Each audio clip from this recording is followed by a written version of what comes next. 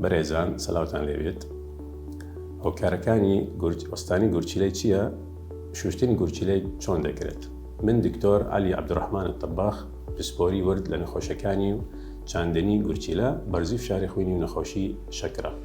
ئەوڕوو بابەتی گرنگی باسی دەکەین بەنسبەتی وەستانی گورچیلە لەگەڵ شوشتنی گورچیلە. وەستانی گورچیلە دوو جۆریمان هەیە: وەستانی گورچیلەی کاتی، وەستانی گورچیلە هەمیشەی. وەستانی گورچیلەی کاتی ئەوانە شانسی گەرانەوەی ئیشی کردنی گورچیلەکان زیاترە، بەڵام وەستانی گورچیلەی هەمیشەی دوو جۆری هەیە: یان غەسلی خۆی بکاتن یان گۆڕینی گورچیلەکانی.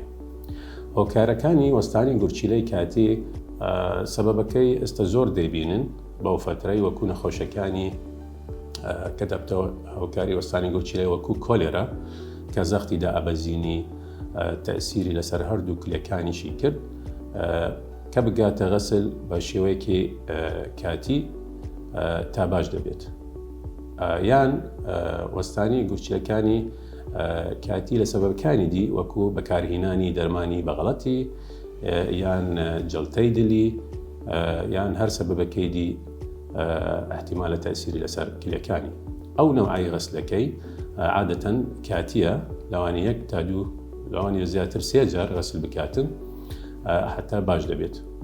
بەنسبەت شوشتنی گورچیلەکانی دوو جۆریمان هەیە: شوشتنی گورچیلەکانی لە ڕێگای زگەوە ئێستا زۆر بەکەم بەکاردێنی، یان شوشتنی گورچیلەکانی لە ڕێگای خوێن. ئەوە مەبەستی چییە لە ڕێگای خوێن؟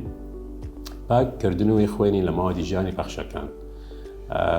لە ڕێگای ئامێرەکەی بە تایبەتی کە نەخۆشەکەی لێ دەبەسترێت بۆ غەسلی خۆی بکاتن 2 حتا 3 ساعتێک. شوشتنی گورچیلەکانی دوو جۆریمان هەیە: یەکەم لە ڕێگای زگەوە، بەڵام ئەو نەوعەکەی ئێستا زۆر بەکەمی بەکاردێنین. دووەم لە ڕێگای خوێن.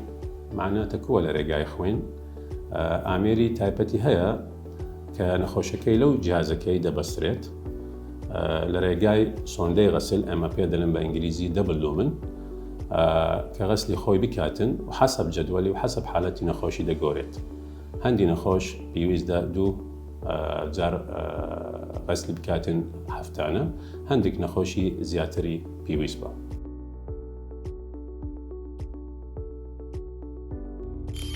میهرەبانی، دڵسۆزی و لێزانی.